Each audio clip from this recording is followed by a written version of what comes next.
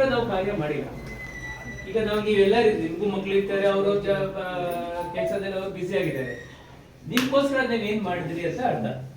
ನಮ್ಗೋಸ್ಕರ ಅಂದ್ರೆ ನಾವು ಸತ್ತ ಮೇಲೆ ನಮ್ದು ಏನಾಗುತ್ತೆ, ನಮ್ ಕೇಸ್ ಭಗವಂತನ ಪ್ರಾರ್ಥನೆ ಮಾಡಿದವ, ಮಾಡಿರೋ ಭಗವಂತನ ಪ್ರಾರ್ಥನೆ ಕರೆಕ್ಟ್ ಆಗಿದ್ಯಾ?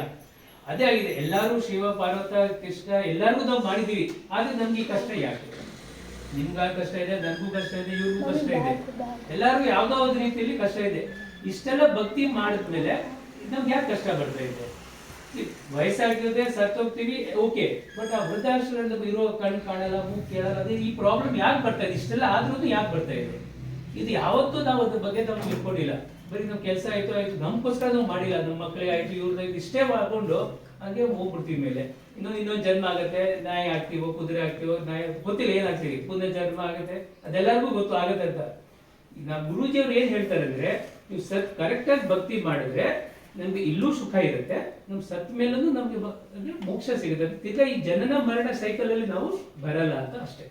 ನಮ್ಗೆಲ್ಲರಿಗೂ ಗೊತ್ತು, ನಾವು ಸತ್ತಂದ್ರೆ ಇನ್ನೊಬ್ರು ಏನಾಗ್ತೀವಿ, ಇಲ್ಲ ಮನುಷ್ಯ ಒಳ್ಳೇದ್ ಮಾಡಿದ್ರೆ ಮನುಷ್ಯ ಆಗ್ತೀವಿ, ಬಟ್ ಮನುಷ್ಯ ಆದ್ರೂ ತಿರ್ಗಾ ಅದೇ ಗತಿ, ಇದೇ ಪ್ರಾಬ್ಲಮ್. ಏನ್ ಮಾಡಿದ್ರು ಸುಖ ಯಾರಿಲ್ಲ. ದುಡ್ಡಿ ಸೈಕಲ್ ಸರ್, ಸೈಕಲ್ ಅಲ್ಲೇ ಇದೀವಿ. ಈ ಸೈಕಲ್ ಇಂದ ಪಾರ್ ಮಾಡ್ತಾರೆ ನಮ್ಮ ಗುರುಜಿಗಳು. ಅದು ನಮ್ಮ ಗೀತಾ, ನಮ್ಮ ವೇದಲ್ಲಿ ಇರೋದು ಎವಿಡೆನ್ಸ್ ಬೇಸ್ಡ್ ನಮ್ಗೆ ಭಕ್ತಿ ಹೇಳ್ಕೊಡ್ತಾರೆ. ಸೊ ಅದು ಏನಿದೆ, ಪ್ರಥಮ ಮಂತ್ರವನ್ನು ಹೇಳ್ತಾರೆ, ಆ ಮಂತ್ರ ಮಾಡಬೇಕು. ಆಮೇಲೆ ಸತ್ನಾಮ ಅಂತ ಹೇಳ್ತಾರೆ, ಸಾರನಾಮ. ಈ 3 ಮಂತ್ರ ನಾವು ಮಾಡಿದ್ರೆ ಈ ಜನನ ಮರಣದಿಂದ ನಾವು ಮೋಕ್ಷ ಪಡ್ತೀವಿ. ಇದೆಲ್ಲ ನಾವು ವೇದದಲ್ಲಿ ಬರ್ತಿದ್ದಾರೆ, ಬಟ್ ನಮ್ಗೆ ಯಾರು ಹೇಳೋರು ಇರಲಿಲ್ಲ.